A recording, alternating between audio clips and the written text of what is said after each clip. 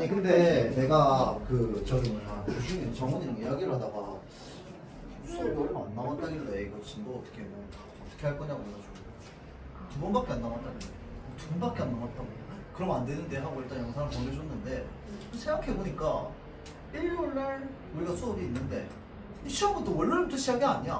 아 근데 일요일날 안 올 생각으로 얘기를 하신 거잖아. 아 왜냐면 월요일에 직보를 하니까 그 어. 전날에는 다른 과목을 공부해야지.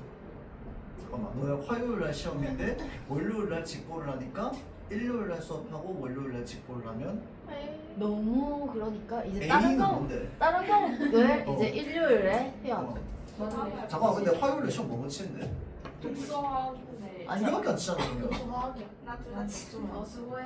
두 개밖에 안 치니까 월요일에 넌 마지막 날 두고잖아. 하면 되고 일요일에 하는 거는 화수 아니 수 자 다시 일요일날 수업하면 안 온다 손. 아 그냥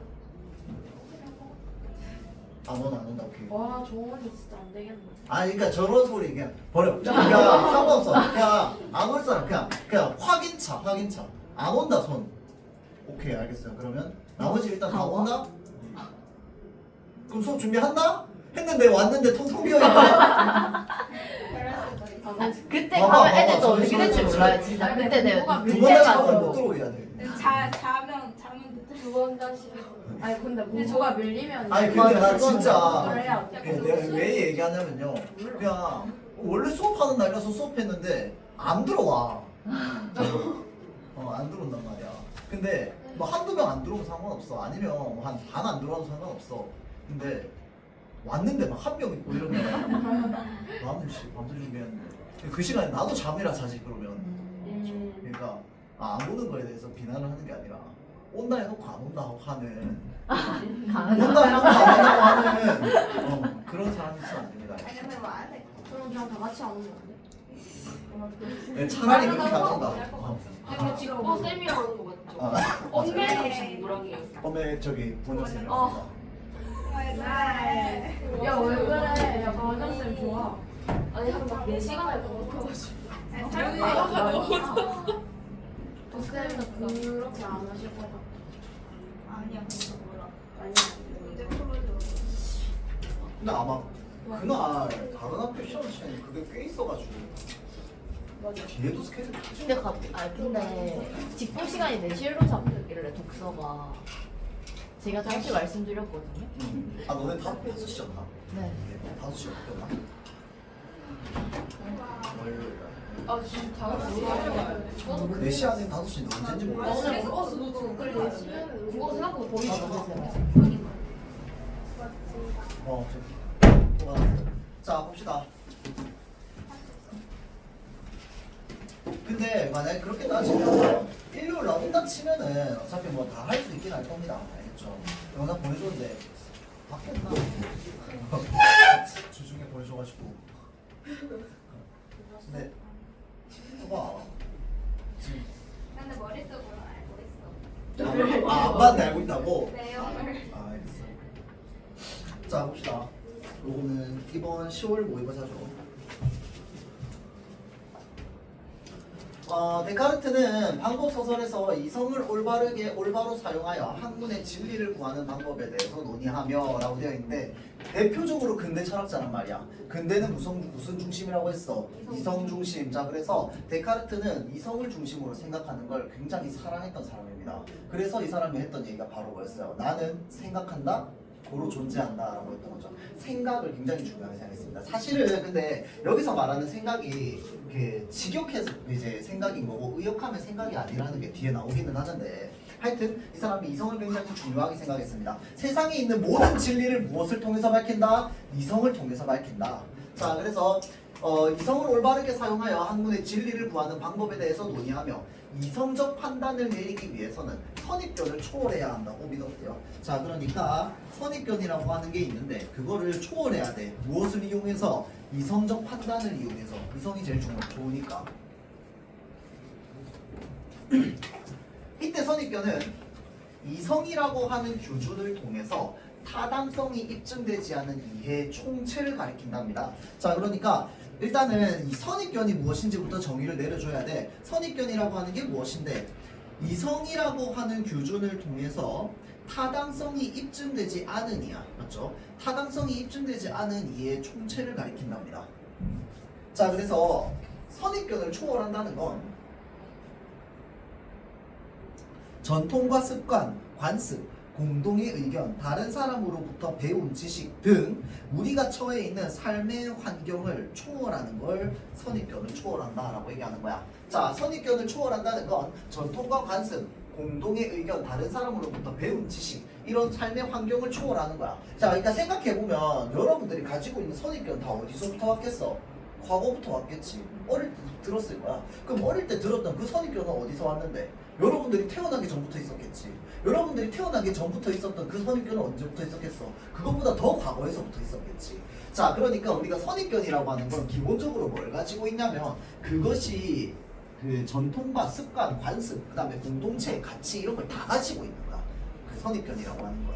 자, 그래서 선입견을 초월한다는 건 결국은 여기에 우리가 과거부터 내려져 오던 이 모든 것들을 다 초월하는 거랑 같은 의미라고 볼 수 있습니다. 맞죠? 자, 그래서 다시 말해 데카르트는 우리가 선입견을 배제한 상태여야지 외부의 권위와 영향력에 의존하지 않은 판단, 즉 비관여적인 판단을 통해서 진리를 구할 수 있다고 믿었대요. 자, 다시 물어볼게요. 이 사람은 선입견을 초월해서 무언가를 하고 싶어해. 그래서 선입견을 초월해서 뭘 찾아야 된다? 진리를 찾아야 된다고 했어요. 자, 이 사람 이성을 통해서 진리를 찾을 수 있다고 생각했어요. 그럼 이 사람은 이성을 이용해서 뭘 해야 되는 게 1차적인 목표겠어? 이성을 이용해서 선입견을 초월하는 게 1차적인 목표겠지. 이해되겠죠? 자, 그래서 선입견을 배제한 상태에서 외부의 권위와 영향력에 의존하지 않고 그 비관여적인 판단을 통해서 진리를 구해야 된다 라고 봤던 관점이 바로 데카르트의 관점입니다. 자, 데카르트는 선입견과 이성이 인간의 삶을 지배하기 위해서 끝없는 경쟁을 벌인다고 보았대요. 자, 그러니까 이 사람은 애초에 선입견이랑 이성 자체가 그냥 서로 싸우는 관계라고 본 거야, 내 머릿속에서. 자, 그래서 인간의 알미라고 하는 걸 지배하기 위해서 서로 계속 싸우면서 이제 우리 머릿속을 지배하고 있는 거야. 자, 그래서 데카르트는 우리가 외부 세계를 인식하는 데 있어서 스스로가 감각한 것을 그대로 신뢰하려는 성향이 있다고 믿으며 그러니까 이게 무슨 말이냐면 우리가 살면서 뭘 지각해, 만져봐, 느껴봐, 봐. 이건 전부 감각이야, 맞지? 감각으로부터 아는 걸 우리는 지각이라고 얘기한단 말이야, 맞죠? 자, 그러니까 우리가 감각으로부터 지각한 걸 사람들은 다 뭐 하려고 해? 믿으려고 해. 이게 저게 빨간색이면 그냥 사실은 빨간색으로 보이는 건데 그냥 빨간색이라고 생각하면서 사는 거야. 사실은 조명이 빨간색이라서 빨간색인데, 맞죠? 자, 그래서 이제 사람들은 자기가 감각한 것을 그대로 신뢰하려는 성향을 가지고 있어. 근데 이렇게 감각한 현상이라고 하는 건 이렇게 감각한 현상이 곧 실제라고 생각하는 건 데카르트 입장에서 다 선입견이라는 거야. 그래서 그걸 비판적으로 예측했습니다. 자, 봐봐. 우리가 이걸 빨갛다고 생각하면서 이건 빨간 거야 라고 얘기하는 게 감각으로부터 나온 명제잖아, 맞죠? 그래서 감각으로부터 얻은 걸 바탕으로 나는 그걸 믿고 있는데, 저게 빨갛다고 믿고 있는데 그걸 전부 뭐라고 생각하는 거야? 선입견이라고 생각하는 거야. 그러면 내가 빨갛다고 느껴서 빨갛다고 얘기하는 걸 데카르트는 뭐라고 생각하겠어? 이성 없이 말한다라고 생각하겠지. 무슨 말인지 알겠죠? 이 사람은 이성을 바탕으로 뭘 해야 돼? 그 선입견을 깨야 돼. 그렇죠? 자, 그래서 우리는 감각한 현상은 곧 실제, 즉 객관적 세계라고 가정을 하지만 데카르트는 감각한 현상이 우리의 주관적 상상에 불과하대요. 자, 그러니까 우리가 사실은 감각한 것 자체도 따지고 보면은 다 과거에, 그러니까 내가 가지고 있는 어떤 상상력을 바탕으로 느낀 거다라고 보는 거야. 상상력을 바탕으로 이제 결론을 내린 거다라고 보는 거지. 아무리 감각했다 하더라도. 자, 그래서 감각한 현상은 우리의 주관적 상상력의 산물이라는 거죠. 자, 이러한 관점에 따르면 어떤 하나의 감각으로부터 판단을 교정하는 역할은 다른 감각이 될 수 없습니다. 자, 그러니까 어떤 감각을 내가 얻었어. 그래서 내가 얘에 대한 정의를 내리고 싶어. 얘에 대한 정의를 내리고 싶은데 얘에 대한 정의를 다른 감각, 그러니까 내가 딴 데서 했던 그 경험과 감각을 바탕으로 얘에 대한 정의를 내리면 된다고 안 된다고? 안 된다는 거야. 왜? 감각 믿을 게 못 되니까. 이해되죠? 자, 그래서 어떤 하나의 감각으로부터 판단을 교정하는 역할은 다른 감각이 될 수 없다. 내가 얘에 대해서 정의를 내리고 싶은데 얘에 대해서 정의를 내리는 걸 다른 데서 가져온 감각을 가지고 내리면 다른 데서 가져온 감각도 믿을 수 없기 때문에 이 정의도 믿을 수 없게 되는 거야. 그러니까 이렇게 판단을 교정하면 안 된다는 거죠. 자, 그러면 데카르트의 관점에 따르면 우리의 판단은 온전한 이성에 의한 것이어야만 되는데 문제는 우리가 살아가면서 하는 모든 생각과 감각은 지금 데카르트의 말에 따르면 믿을 게 못 돼. 믿을 게 못 되는 거야. 내가 감각한 것도 믿을 게 못 돼. 내가 전통으로부터 배워온 선입견도 믿을 게 못 돼. 자, 그러니까 오로지 온전한 이성에 의해서만 우리는 판단을 해야 되는데 우리는 항상 살아갈 때 무엇에 종속되어 있어? 이미 형성된 의견, 다른 말로 선입견, 맞죠? 자, 이미 형성된 의견에 우리는 항상 종속되어 살아가고 있단 말이야. 그걸 벗어날 수 없어, 우리는 삶에서. 그래서 우리 삶에서는 무언가 이성적 판단을 내릴 때 뭐가 발생하기 쉬워? 오류가 발생하기 쉽습니다. 자, 그래서 이러한 측면에서 이전에 받은 교육은 이성에 의한 판단을 어렵게 만드는 제약이 된다네요. 자, 이전에 받은 교육, 이것도 마찬가지로 선입견이겠지, 맞죠? 이러한 선입견들은 이성에 의한 판단을 어렵게 하는 하나의 제약이 될 수 있습니다. 자, 그러면 데카르트 입장에서 좋은 교육 바로 뭔데? 선입견을 배제하게 만드는 교육이겠지, 맞죠? 자, 그래서 이 교육이 이루어지는 과정에서 선입견이 배제되어야 된다고 보았습니다. 자, 그래서 이 사람은 뭘 해야 된다? 이 세상의 어떤 존재를 누군가에 의해서 밝히면 안 되는 거야. 왜? 누군가가 나한테 가르쳐. 그 가르친 내용을 바탕으로 얘를 판단해. 그 뭐야? 가르침을 받은 내용은 선입견이 돼버려. 시간이 지났으니까. 맞죠? 자, 그러니까 그게 아니라 자기 스스로 여기에 있는 이 존재를 확인해야 된단 말이야. 우리가 흔히 데카르트와 같은 그 철학자들을 실존주의 철학자라고 얘기를 하거든요. 실존이라고 하는 게 뭔데? 이 사실은 직역하면은 실제로 존재한다 이 말이야. 그러면 실존주의 철학자들은 이 세상이 실제로 존재함을 어떻게 철학적으로 증명할 거야? 가 철학적 난제입니다. 맞죠? 그 본인이 해결해야 되는 문제야. 자, 그래서 데카르트 입장에서는 그러면 그거를 어떻게 증명을 하고자 했냐면 방법적 회의를 통해서 이제 증명하고자 했어요. 회의가 뭔데? 그렇지, 의심이에요. 이게 맞나 하는 거야. 또는 존재해. 이게 존재하나? 라는 생각부터 시작하는 거야. 자, 그래서 다시 그러니까 데카르트가 했던 유명한 말이 나는 생각한다, 고로 존재한다라는 말이 있잖아. 근데 이 생각한다라는 말은 그 말을 그냥 그대로 직역한 거일 뿐이고 사실은 생각한다라는 말을 뭘로 바꿔야 되냐면 의역하면 의심한다로 바꿔야 됩니다. 그러니까 나는 이성을 이용해서 선입견을 싹 다 배제하고 의심할 수 있는 사람이기 때문에 나는 이 세상에 뭐한다? 존재한다는 거야. 자, 그래서 데카르트가 말했던 이 방법적 회의는 이 세상에 있는 존재를 증명하기 위해서 반드시 필요했던 것 중에 하나입니다. 왜? 선입견을 싹 다 배제하고 나면은 내가 나 스스로 이 존재에 대해서 알아가야 되잖아. 그럼 그거를 하기 위해서 뭐가 필요하냐면 회의적인, 그러니까 의심하는 어떤 그런 태도가 필요하다는 겁니다. 자, 그래서 방법적 회의는 기존에 의심 없이 받아들였던 지식을 비롯해서 의심 가능한 모든 것을 의심해봅니다. 이 세상에 있는 모든 것을 의심해. 의심의 끝으로 가는 거야. 그래서 내 마음속에 있는 모든 선입견을 싹 다 삭제합니다. 제거해요. 그러면 뭐만 남게 돼? 이성을 이용하는 나만 남게 돼요. 이 세상에. 이성을 이용하는 나만 남게 돼요. 자, 그래서 그거를 바탕으로 데카르트는 사유하는 자아가 되면, 자, 사유하는 자아는 뭐가 지금 삭제된 거야? 선입견이 삭제된 나야. 맞죠? 끝까지 의심해서 선입견이라고 한 걸 내 인생에서 지워버린 거야. 자, 그러고 냈더니 자, 온전한 나만 남았습니다. 사유하는 자아가 되면 이성을 기준으로, 왜냐면 이제는 기준을 삼을 수 있는 게 아무것도 없어. 모든 선입견을 다 배제했으니까 뭐만 남아? 내 머릿속에 있는 이 이성적인 능력만 남거든. 그래서 이 이성이라고 하는 능력을 바탕으로 자신을 끊임없이 뭐해? 성찰해. 자신을 돌아봐. 그러면서 자기 인식을 할 수 있게 됩니다. 그게 바로 뭐다? 진정한 교육이다.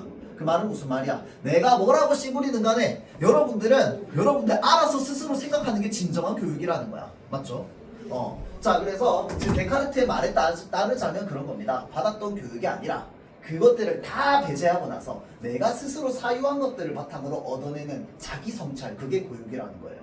자, 그래서 이에 따르면 모든 교과는 학습자의 자기인식을 목표로 합니다. 자, 모든 교과는 학습자의 자기인식. 결국은 내가 나 스스로 이제 사유해야 되니까. 그러면 교사의 역할은 뭔데? 지식을 전달해 주는 게 아니라 학습자가 그 자기인식을 할 수 있게 도와주는 사람이 진정한 교육자라는 거죠. 그러니까 스스로 온전히 사유하는 자아가 남을 수 있게끔 의심으로 갈 수 있도록 태도적으로 이제 도와주는 사람이 진정한 교육자다라고 말하는 게 이제 데카르트의 관점입니다. 그렇죠? 자, 다음 하이데거. 하이데거는 내가 굉장히 좋아하는 사람이긴 한데 그 데카르트는 근대 사람이라면 하이데거는 그 현대 철학자예요. 현대 철학자. 그래서 사실 살았던 시대가 못해도 100년 이상 차이가 나. 하이데거는 죽은 지 100년도 안 됐어요. 그래서 2차 세계대전 할 때 살아 있었기 때문에. 그래서 이제 현대 철학자인데 이 사람이 이제 굉장히 탁월했던 지점은 뭐냐면요. 한 번도 시도하지 않았던 시도를 했는데 인간의 존재는 무한해, 유한해. 무한해. 자, 시간이 흘러가는데 이 세상에 시간이라고 하는 건 무한해, 유한해. 무한히 흘러가. 맞죠? 자, 그래서 인간의 삶의 유한성을요, 그 시간이라고 하는 무한의 이제 위에 놓고 인간 존재를 이제 좀 증명하고자 한 사람이 이제 바로 하이데거입니다. 자, 그래서 하이데거는 이 시간이라고 하는 무한성이 있고요, 인간이라고 하는 존재는 유한성을 가지고 있어. 그래서 이 무한한 시간 위에 어느 시점에 놓여 있는 인간, 그 인간에 대한 존재를 밝히려고 했습니다. 자, 그래서 그게 좀 특징이다. 자, 하이데거는 인간 존재는 선입견으로 인해서 제약을 받는 것이 아니라 오히려 발판으로 삼아서 이해 작용을 해야 된다고 봤대요. 자, 그러니까 하이데거는 선입견으로 인해서 제약을 받는 것이 아니라 선입견을 발판으로 삼아서 이해를 해야 된다. 이해 작용을 이루어 가야 된다. 라고 이야기를 했던 사람입니다. 자, 그래서 하이데거의 입장에서 인간 존재의 이해의 작용은 필연적인 것으로, 하이데거에는 이해의 작용에 있어서 인간 존재는 선이해, 즉 앞서 형성된 이해인 선입견을 이미 가지고 있다고 보았대요. 자, 인간 존재의 입장에서는 자, 필연적으로 선이해, 즉 앞서 형성된 이해인 선입견을 이미 가지고 있다고 보았습니다. 자, 그러면 요거를 바탕으로 한번 생각해보자면 데카르트랑 연결해서, 데카르트는 그럼 인간 존재가 다 선입견을 가지고 있다고 봐? 다 가지고 있다고 봐. 그래서 선입견을 뭐 해야 된다고 봐? 삭제해야 된다고 봐. 자, 그러면 하이데거도 마찬가지로 인간의 모든 존재는 뭘 가지고 있다? 선입견을 가지고 있다는 점에서는 동의하겠지. 맞죠? 그런데 이 사람은 선입견을 좋아하는 사람, 이 사람은 선입견을 싫어하는 사람으로 나눌 수 있겠지. 그죠?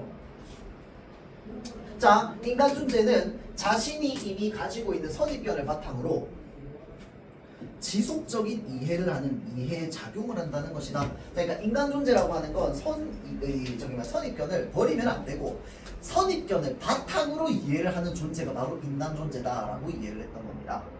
자, 그러니까 이 사람은 선입견을 버리면 안 돼. 아까 내가 얘기했듯이 이 사람은 우리라고 하는 존재는 어디 위에 놓여 있는 존재라고? 시간 위에 놓여 있는 존재라고. 자, 그러면 선입견은 어디로부터 온 건데?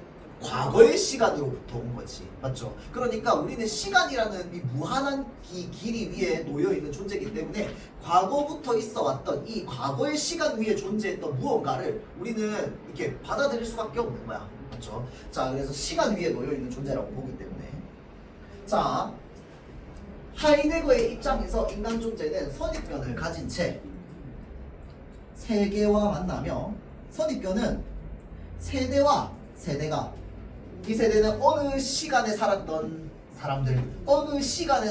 사람들이겠지. 맞죠? 자, 세대와 세대가 필연적으로 연결되고 있음을 증명하는 게 바로 뭐다? 선입견이라는 거야. 왜? 내가 가지고 있는 선입견은 과거로부터 왔을 테니까. 그렇죠? 자, 그래서 하이데거는 인간 존재가 세계를 이해한다는 것은 단순한 정신적 활동이 아니라 바로 뭐다? 세계에 관여하는 겁니다. 자, 잘 보세요. 인간 존재가 세계를 이해한다라고 했어요. 자, 하이데거 입장에서 세계를 이해하는 건 무엇을 이용하는 거랑 똑같아? 선입견을 이용하는 거랑 똑같아. 선입견은 어디로부터 왔어? 과거로부터 왔어. 과거 세계로부터 왔지. 정확하게 말하면 과거 세계로부터 온 게 선입견이야. 자, 그러니까 내가 세계를 이해한다는 건 뭐해? 세계에 관여한다는 거랑 똑같은 거야. 왜? 나는 그냥 있었던 존재인데 내가 세계를 이해하기 위해서 선입견을 가져와야 되니까 뭐야? 이 세계에 내가 관여하게 되는 거야. 맞죠? 왜? 나는 이제 뭐 한 사람이 되는데 과거와 현재를 이은 사람이 되는 거잖아. 선입견을 이용했으니까. 이해되죠? 자, 그래서 세계에 관여하는 존재로 바뀌게 됩니다. 즉, 세계 안에서 우리는 살고 있어요. 세계 안에 살면서 삶의 현장에서 세계와 관련해서 무언가를 하는 것이라고 생각했습니다. 우리는 세계 안에 살면서 그 삶의 현장에서 세계와 관련해서 무언가를 하는 존재라고 여겼어요. 그러면 여기서 말하는 세계는요, 단순히 사회적 맥락이나 관습만을 말하는 것이 아니라 인간의 직접적인 활동 영역, 즉 삶의 포괄적 환경을 일으켰기 때문에 하이데거 입장에서 이해라고 하는 건 필연적으로 어떤 차원을 거친다? 실천적인 차원을 거치는 거야. 방금 내가 얘기했어요. 여기서 말하는 이 실천적인 차원을 조금 좁은 범위로 보자면, 예를 들어서 내가 이 세계를 이해하기 위해서 과거로부터 왔던 선입견을 이용했어. 그럼 나는 어떤 사람이 됐어? 과거와 현재를 이은 사람이 됐잖아. 내가 뭘 실천한 거야. 이해되죠? 그래서 세계를 이해한다는 건 뭐다? 실천적인 차원을 가진다는 거야.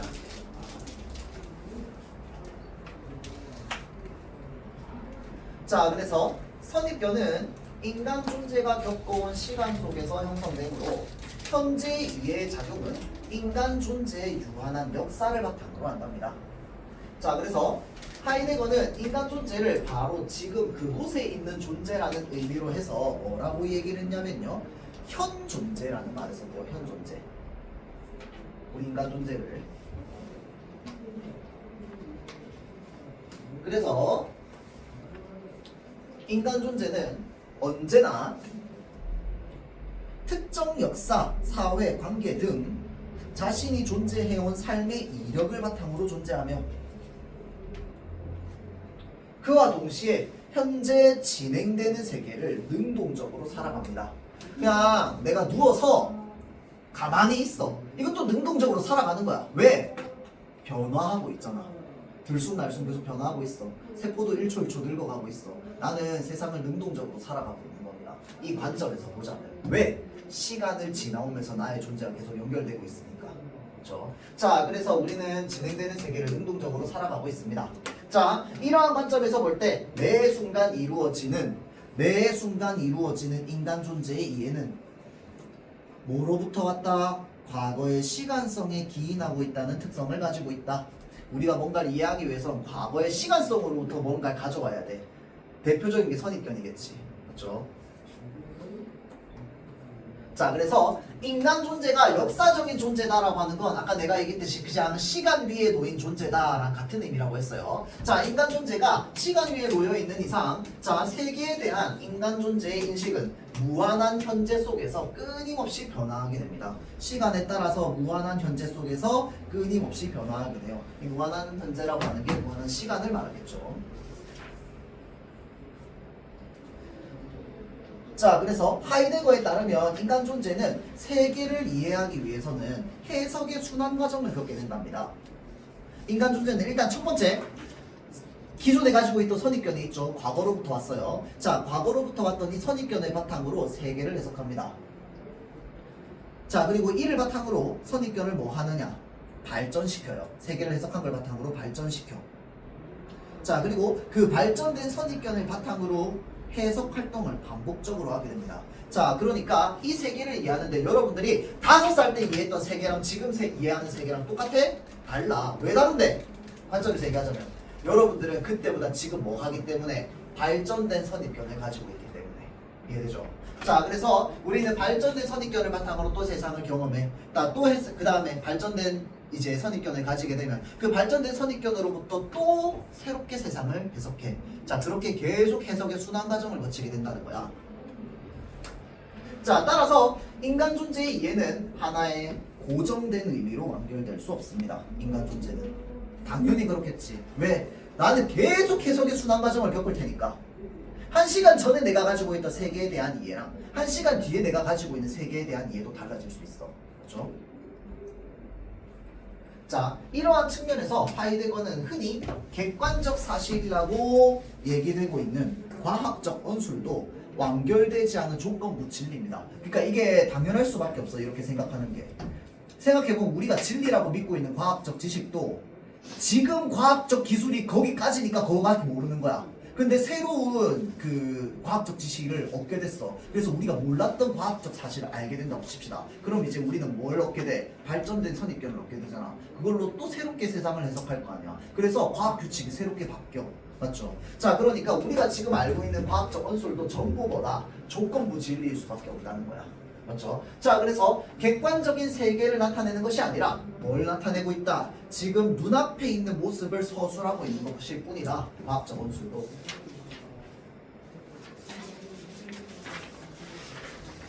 그다음 자, 이와 관련하여 하이데거는 숙고라고 하는 개념을 활용했답니다. 숙고라고 하는 개념을 활용하여 교육에 대한 견해를 제시하였습니다. 자, 숙고란 자신이 포함된 세계와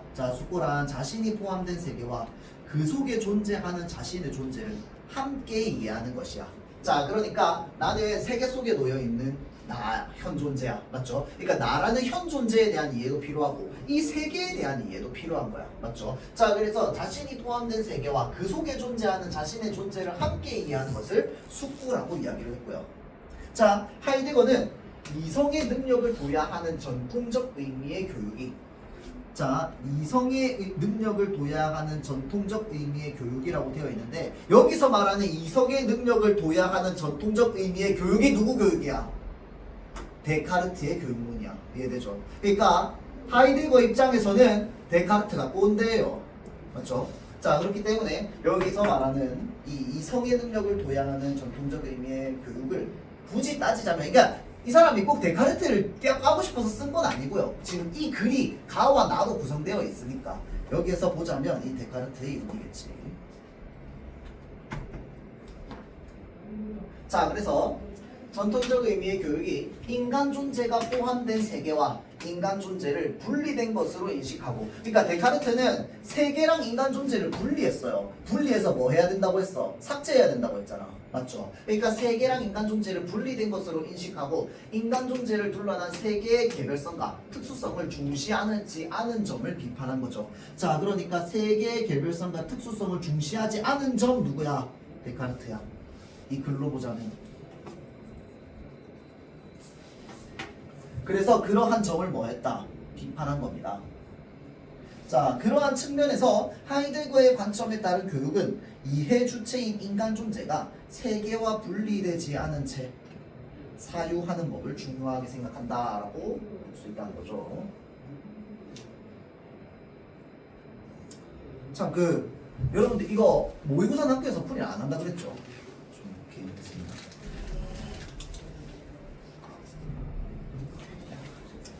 내가 이번 주 이거 한다고 했는데 혹시 보고 온 사람? 오.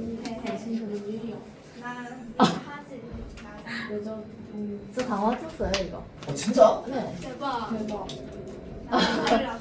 독서 2개 틀렸어요 2개.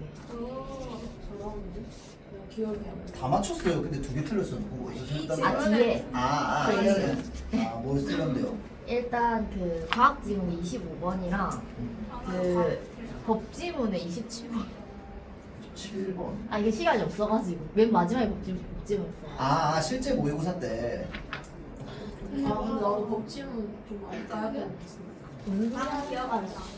자, 그 다음에 요거 기체 요거 보고 문제 푸는 시간 좀 줄 거예요. 근데 이미 풀어봤던 학생들은 선지를 왜 틀렸는지를 하나하나 좀 체크해 보세요. 알겠지? 왜 맞고 왜 틀렸는지.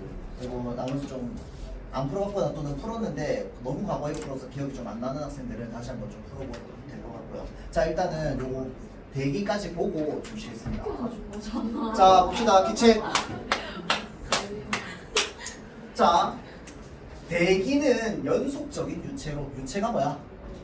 흐르고 있는 겁니다. 맞죠? 대기는 연속적인 유체로 사방으로 운동합니다. 자, 그래서 대기의 상태는 기압, 기온, 습도, 바람 등의 변수로 나타난대요. 자, 대기의 상태는요, 기압, 기온, 습도, 바람의 변수로 나타나는데 이들 간의 상호작용으로 인해서 대기의 상태는 항상 변합니다. 당연한 거. 그러니까 맨날 기상청 예보가 틀리지. 자, 그래서 이러한 변화를 예측하기 위해서 수치예보가 활용이 되는데, 자, 수치예보는 대기 운동과 변화를 설명하는 복잡하고 방대한 방정식들을 슈퍼컴퓨터로 계산하여서 미래의 대기 상태를 모의하고, 자, 기상현상을 예측하는 일련의 과정이랍니다. 그럼 이때 모의한다고 하는 것은 방정식들의 근사해를 구하여 미래의 대기 상태를 도출하는 거. 그러니까 한마디로 이제 미래 또는 내일 또는 일주일 뒤에 기상 상태를 예측하는 거지. 맞죠? 예측하는 거. 그러한 대기 상태를 도출하는 걸 의미한대요. 자, 수치예보를 위해서는 슈퍼컴퓨터로 수치예보 모델을 가동하는데, 자, 수치예보 모델을 가동하는 목적에 따라서 모의할 대기의 영역을 정한 후, 자, 그러니까 수치예보를 하기 위해서 일단은 목적에 따라서 모의할 대기의 영역을 정하는 게 일단 첫 번째. 자, 다음 두 번째, 그 영역을 어떻게 세분화해? 격자 단위로 세분화해. 자, 그래서 모의 영역은 지표면의 수직인 연직 방향으로 여러 층으로 나누어지고, 자, 모의 영역은 지표면의 수직인 연직 방향으로 여러 층으로 나누어지고, 각 층은 위도와 경도의 수평 방향으로 일정하게 나누어진 격자로 구성이 됩니다. 자, 이에 따라 대기는 육면체의 공기덩어리들의 집합이 되며 각 공기덩이에는 변수의 값이 일정한 시간 간격마다 계산이 된대요. 자, 변수의 값이 일정한 뭐라고 되어 있어? 시간 간격마다 계산이 된대요. 자,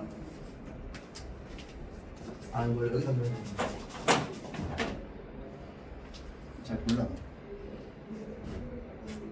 여기 쭉 해서 여기가 지표면이야. 자, 그러면 여기 위에는 다 대기겠지. 맞죠? 자, 여기 위에 있는 대기, 여기가 하늘 꼭대기야. 예를 들어서. 맞죠? 자, 꼭대기면 요 사이에 대기가 있을 거야. 맞지? 여기에 있는 대기를 어떻게 나눈다고요? 일단은 층으로 나눠. 그래서 이 방향을 무슨 방향이라고 한다고? 연직 방향이라고 한다고. 수직 방향. 맞죠? 자, 그래서 여기를 여기 하면은 여기를 연직 방향이라고 하고, 자, 그 다음에 또 이게 수평 방향이 있습니다. 그렇죠? 자, 그래서 얘네들을 각각 어떻게 하는 거야? 끊고 하면은 지금 여기에 뭐가 생기게 됩니까, 여러분들? 여기 정육면체가 돼야 되는데, 정육면체. 자, 그래서 여기에 깍두기가 하나 생기게 됩니다. 맞죠?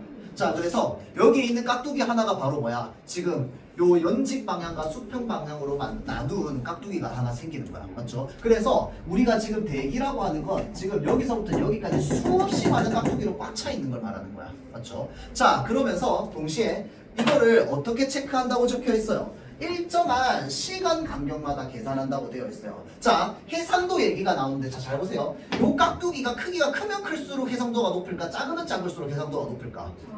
작을수록 해상도가 높습니다. 맞죠? 여기서 말하는 해상도는 요거랑 비슷하다고 보면 되는데, 왜 우리 흔히 픽셀이라고 하잖아. 이거 확대하면 여기 점들 보인단 말이야. 맞죠? 이 확대해서 점들 보이는 게 지금 픽셀이 커져서 그런 거야. 맞죠? 자, 이렇게 하면 해상도가 더 좋아질 수 있어.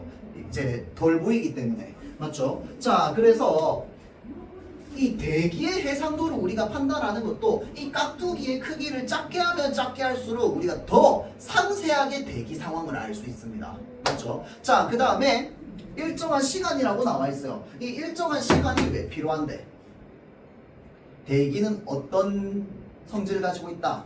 흐르는 성질을 가지고 있다고. 가만히 멈춰 있는 게 아니야. 맞죠? 자, 그러니까 일정한 시간마다 뭐 하는 거야? 지금 사진 찍었으면 몇 초 뒤에도 사진 찍어야 되는 거야.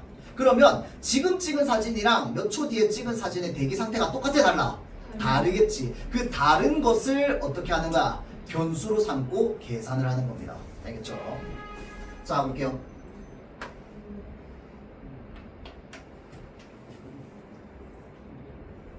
수평 방향의 해상도는 격자점 간의 거리가 좁을수록 높고, 연직 방향의 해상도는 연직 방향의 층수가 많을수록. 그 말이 무슨 말이야? 그냥 깍두기 작으면 작을수록 이 말이야. 맞죠? 자, 작으면 작을수록 대기 상태의 변화량 층수가 많을수록 해상도가 높습니다.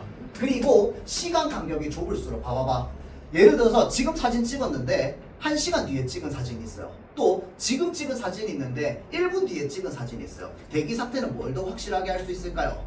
1분 뒤에 찍은 걸 더 확실하게 알 수 있겠지. 맞죠? 자, 그러니까 시간 간격이 좁을수록 대기 상태의 변화 양상을 연속적으로 모의할 수 있습니다. 그러니까 이게 일정한 시간 간격이거든. 1시간에 한 번씩 찍는다. 1분에 한 번씩 찍는다. 연속적으로 보는 거는 더 짧은 시간에 찍을 때마다 더 자세하게 볼 수 있겠지. 연속적으로.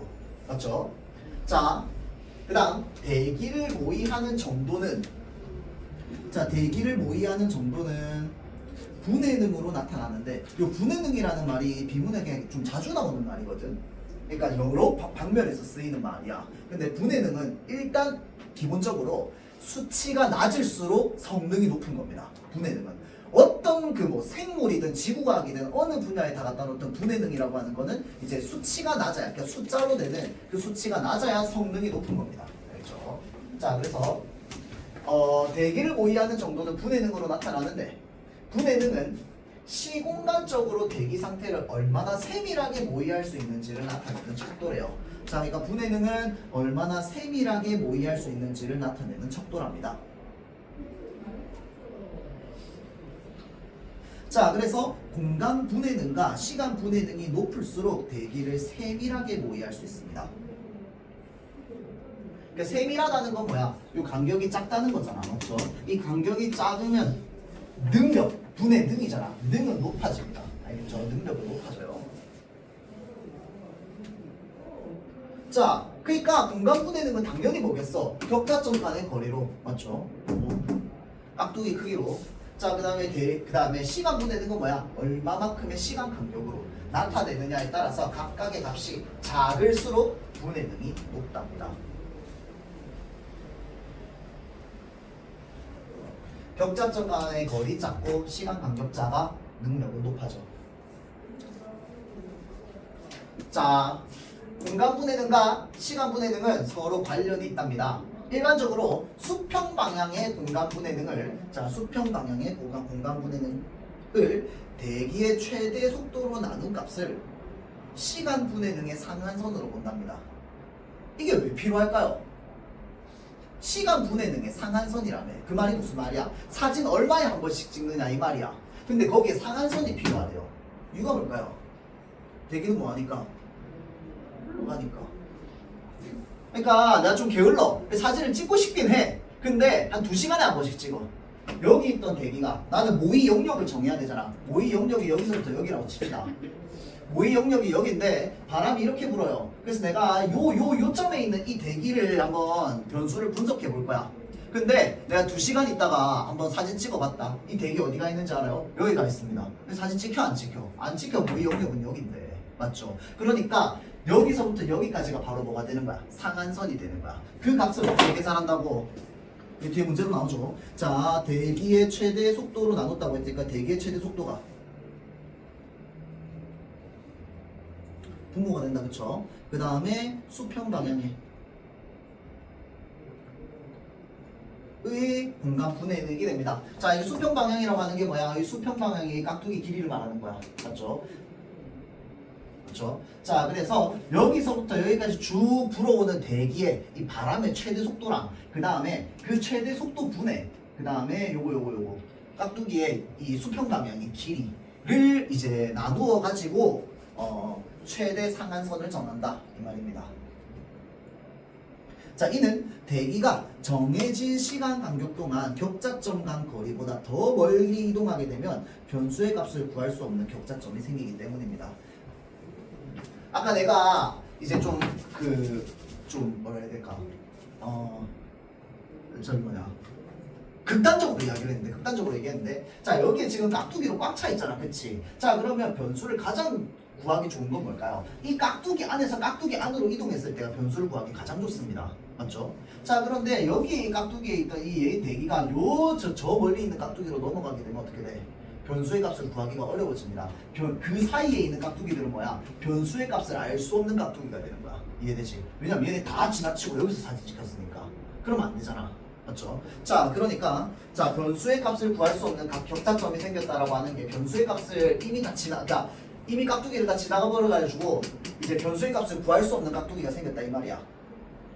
자, 또한 일반적으로 모델에 이미 설정된 수평 방향의 분간분해 등을 2배로 높이면 계산의 안정성을 위해서 연직 방향의 공간 분해능과 시간 분해능도 각각 2배로 높이게 됩니다. 그러면 3차원식 공간의 세 축과 시간 차원의 각각 계산량이 2배로 증가해야 되어서 전체 계산량은 어떻게 돼? 2의 4제곱이 됩니다. 자, 다시 수평 방향의 공간 분해능을 2배로 높였답니다.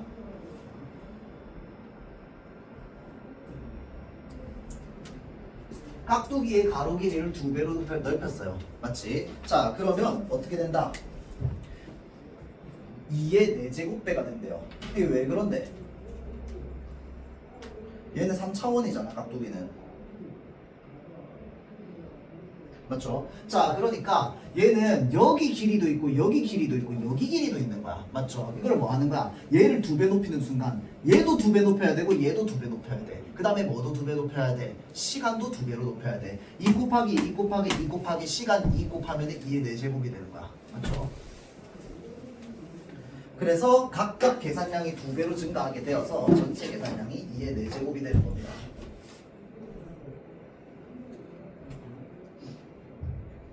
자, 모의 영역의 대기를 격자 단위로 세분화한 뒤에 방정식들을 계산하기 위한 조건을 설정하죠. 자, 그리고 시간에 대한 초기 조건 설정은 모의를 시작하는 시점에서의 대기 상태를 설정하는 것으로 격자점마다 대기 상태를 나타내는 변수의 값을 개별적으로 부여한답니다. 자, 그래서 대기를 격자대로 세분화한 뒤에는 방정식을 계산하기 위한 조건을 설정하는데 시간에 대한 초기 조건 설정은 자, 모의를 시작하는 시점에서의 대기 상태를 설정하는 것으로 격자점마다 대기 상태를 나타내는 변수의 값을 개별적으로 부여하고요. 자, 이 개별적으로 부여하는데 이 개별적으로 부여되는 요 공간에 대한 경계 조건 설정이 모의 영역의 하단, 상단, 측면 경계에서 대기 상태를 설정하는 것으로 나타납니다. 자, 그러니까 지금 설정들을 다 해야 돼. 자, 그러니까 우리가 이 깍두기를 나눠놓은 이유는 뭐예요? 그래서 어찌됐건 간에 이 대기 분자가 어떻게 이동하는 그 변수를 아주 고차원적인 방정식으로 구해내기 위해서야. 맞죠? 자, 그래서 구해내기 위해서인데 그러기 위해선 그 안에 달려있는 조건들이 있는데 일단 시간에 대한 초기 조건 위에 나와있다. 그치? 자, 그 다음에 또 경계 조건 설정을 해야 된대요. 경계라고 하는 게 뭘 말하는 거야? 깍두기의 윗면, 옆면을 말하는 거야. 아랫면. 맞죠? 자, 그래서 여기에는 대기와 에너지의 상호작용 및 대기의 이동 등이 반영됩니다. 자, 대기와 에너지의 상호작용 및 대기의 이동이 반영되는데요. 먼저 하단 경계에서는 대기가 지표면을 통과할 수 없기 때문에 대기의 연직 운동이 없다고 가정합니다. 봐봐. 어찌됐건 간에 얘가 값을 구하려면은 맨 밑에 있는 깍두기가 있을 거 아니야. 맨 밑에 있는 깍두기는 연칙 방향으로 올라오는 공기를 받을 수 있어 없어? 없어요. 왜? 땅이랑 붙어 있으니까. 맞죠? 자, 그러니까 일단은 얘가 기준에서 물론 이제 위로 쭉 깍두기들이 쌓일 텐데 변수의 값을 계산하려면 일단은 얘 기준으로 봤을 때 밑에 지표면으로부터 올라오는 공기는 없을 거야. 맞지? 그러니까 여기서부터 연칙 방향으로 올라오는 변수의 값은 없습니다. 맞죠? 그러나 지표면 부분에서 대기와 지표면 간에 뭐가 일어나? 복잡한 에너지 교환이 일어난대요. 자, 지표면에는 복잡한 에너지 교환이 발생하는데 특히 지표면이 흡수한 태양 에너지 때문에 그렇습니다. 자, 그래서 열과 수증기의 형태로 대기에 전달되면서 대기의 상태를 나타내는 변수의 값에 직접적인 영향을 끼쳐요. 그러니까 밑에서 위로 올라오는 연직 방향 공기는 없어. 그런데 요 지표면에 가까우면 가까울수록 공기 분자의 움직임은 빠를까 느릴까? 헐. 지표면은 공기보다 뜨거워 안 뜨거워? 태양 에너지가 있다는 가정하에 뜨겁습니다. 맞죠? 공기보다 지표면은 뜨거워요. 그럼 지표면에 가까울수록 공기 분자의 움직임은 빨라들여. 빨라. 일단 첫 번째. 다음 두 번째. 자, 지표면에서 뭐가 올라온다고 되어 있어 지금? 수증기가 올라올 거야. 맞죠? 자, 그러면 여기에서 변수가 생겨 안 생겨? 생겨. 자, 그러니까 하단 경계면은 일단 기본적으로 이 태양 에너지 때문에 생기는 변수가 있습니다. 맞죠? 그 얘는 직접 영향받는 거야. 맞지? 따라서 하단 경계 조건을 설정할 때는 이러한 에너지의 흐름 뭐야? 태양 에너지가 땅에 들어와 가지고 변화시키는 공기 분자의 특이한 움직임들을 잡아내야 되는 거야. 조건을 설정해서. 하단 경계면에서는. 대신에 뭐는 없어? 연직 방향의 공기 이동은 없어. 그렇죠? 자, 다음 상단 경계. 고도가 높아질수록 대기의 연직 운동이 약해집니다. 맞죠? 자, 상향 전파되는 에너지가 점차 줄어드는 특성을 보여한대요. 이에 따라 최상층 고도에서 대기의 연직 운동이 없다고 가정하고 대기의 연직 속도를 0으로 설정합니다. 자, 다음 깍두기를 쭉 쌓아가지고 하늘 꼭대기로 보내봅시다. 자, 하늘 꼭대기에 있는 깍두기가 있어요. 자, 그럼 여기가 꼭대기잖아. 꼭대기 위로 올라가면 공기 분자 있어 없어? 없어. 자, 그 말은 무슨 말이야? 자, 여기에 이렇게 맞닿아 있는 깍두기가 있다면, 자, 이 깍두기는 더 이상 올라가는 공기는 없습니다. 맞죠? 자, 그래서 이 맨 마지막 요 면에는 그러면은 연직 운동이 몇이 되는 거야? 빵이 되는 거야. 연직 운동이 없어지는 거야. 그 다음에 여기서부터 쭉 연직 운동이 일어날 때 위로 올라오면 올라올수록 연직 운동이 약해진다고 강해진다고? 약해져요. 가면 갈수록 공기도 별로 없잖아. 맞지? 자, 그래서 연직 운동이 올라가면 올라갈수록 약해지는데 요 면에 닿는 여기에는 빵이 돼버린단 말이야. 자, 그러니까 요 상단 경계면은 뭐로 설정하는 거야? 연직 속도를 빵으로 설정하는 거야. 알겠죠? 자, 그래서 상단 경계면은 연직 속도를 빵으로 설정하고 이렇게 하면은 영역 외부로 빠져나가는 야할 에너지가 최상층에서 반사되어서 영역 내부로 되돌아오는 것으로 모의가 됩니다. 자, 왜 그러냐면요. 실제 하늘 꼭대기는 빵일 거야. 그런데 우리가 모의 영역을 하늘 꼭대기로 정할 거야? 아니잖아. 모의 영역은 일정한 그 범위 정해놓고 하는 거잖아. 맞죠? 자, 그러면 여기 꼭대기 부분을 빵으로 정해놨는데 사실은 에너지가 있어 없어? 있어. 맞지? 왜 하늘 꼭대기를 안 정했으니까 하늘 꼭대기엔 진짜 빵이 맞을 텐데. 맞죠? 자, 그러니까 요 상단 경계면에는 에너지가 있긴 있을 거야. 그러면 얘를 기준으로 놓고 조건을 설정해서 식을 돌리면 없어야 할 에너지가 있단 말이야. 맞죠? 그러니까 그걸 어떻게 판단하는 거야 지금? 최상층에서 반사돼서 영역 내부로 에너지가 돌아온 것으로 계산이 되는 거야. 실제로는 그렇지 않잖아. 맞죠? 자, 실제로는 그러지 않으니까 그 결과 영역 내부에서 에너지가 비현실적으로 증가한 것처럼 보이는 거야. 왜? 여기는 빵이어야 되는데 사실 아니잖아. 맞죠? 그러니까 자꾸 여기서 에너지가 느껴져. 이 에너지가 느껴지는 걸 조건을 넣어놓고 식을 돌리면 비정상적으로 에너지가 증가한 것처럼 보이는 거야. 그러니까 물리법칙으로 설명할 수 없을 정도의. 맞죠? 원래 에너지가 빵이어야 되는데 그렇게 조건을 설정했으니까. 자, 그러니까 자, 왜곡이 될 수 있죠. 그래서 이를 완화하기 위해서 일반적으로 영역 내부에 무엇을 두느냐? 감쇄층을 둡니다. 그래서 에너지가 감쇄층에서 흡수되도록 계산하는 방법과 끊고 상향 전파되는 에너지가 자연스럽게 흩어지도록 계산하는 방법을 함께 적용한대요. 깍두기들이 쭉 있는데 여기 상단 경계면 여기서는 에너지가 비현실적으로 증가하는 것처럼 계산이 될 수 있기 때문에 자연스럽게 상단으로 갈수록 에너지가 자연스럽게 감쇄되는 식을 넣어주겠지. 이해되겠죠? 그러면은 실제로 계산할 때 위에서는 빵에 가까운 에너지처럼 느껴지게 될 거야. 맞죠? 자, 또 다른 방법이 있습니다. 상향 전파되는 에너지가 자연스럽게 없어지도록 흩어지도록 하는 식을 넣어두는 거야. 맞지? 그러면 뭐야? 요것도 빵에 가깝게 계산이 되겠지. 맞죠? 이때 최상층 고도가 약 80km 이상으로 충분히 높으면 후자가 요 흩어지도록이 요 최상층 고도가 그보다 낮으면 전자는 뭐였어? 감쇄층에서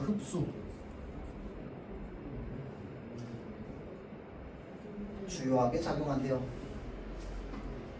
자, 측면 경계에 대한 조건은 제한된 영역의 대기 현상을 모의하는 모델인 지역 모델에서 설정한답니다. 자, 제한된 영역의 대기 현상을 모의하는 지역 모델에서 설정한대요. 측면 경계, 요 양쪽 옆면이겠다. 그쪽 깍두기의 옆면 두 개. 자, 측면 경계에서는 봐봐, 모든 층에서 1층부터 100층까지 모든 깍두기에서 뭐가 발생해? 대기의 유출입이 발생해. 왜? 흘러가니까. 맞죠? 자, 그래서 계속 발생하므로 영역 외부의 대기 상태를 나타내는 변수의 값을 영역 내부에 반영해야 돼요. 나는 모의 영역을 여기로만 정했어. 변수를 여기서만 생각하면 돼? 안 돼. 여기서 바람 세게 불면 어떡할 거야? 맞지? 여기서 이렇게 불어온다 치면 여기에 있는 변수 값도 여기 안에서 적용을 해야 돼. 이게 뭐야? 영역 외부지. 영역 외부의 변수의 값. 자, 영역 외부 대기를 나타내는 변수의 값을 영역 내부에 반영하는 작업이 필요한 겁니다. 자, 이 때문에 지역 모델은 지구 전체의 대기 현상을 모의하는 전 지구 모델에서 자료를 제공받아서요, 측면 경계 조건으로 활용합니다. 왜냐면 예를 들어서 우리가 한 부산 정도 지역이야, 부산 전체를 한번 모의 영역으로 잡는다고 치면은 우리 일본이랑 되게 가까워요. 맞지? 그러면 대마도에 있는 그 모의 영역 변수 가져올 필요가 있잖아. 맞지? 그럼 뭐 해야 돼? 전 지구 모델을 제공받아야 돼요. 다른 나라 거 받아야 돼. 맞죠? 자, 그래서 전 지구 모델에서 자료를 제공받아서 측면 경계 조건으로 활용하고요. 이는 지역 모델의 상위 모델인 전 지구 모델 간의 대기 상태를 나타내는 변수의 값이 불일치하는 정도를 최소화하기 위해서입니다. 그러니까 변수의 값을 부산시 거로 정해놨는데 사실은 일본 저기 대마도에 갑자기 엄청나게 특이한 기상 상태가 막 벌어지고 있어. 그러면 그 변수 값을 우리 쪽으로 적용해야 될 거 아니야. 맞죠? 자, 그러니까 전 지구 모델이랑 그 다음에 우리 지역 모델을 서로 좀 일치시키는 게 필요하겠다. 그렇죠? 자, 그래서 이거 문제 풀고 좀 쉬었다가 다음 시간에 좀 봅시다.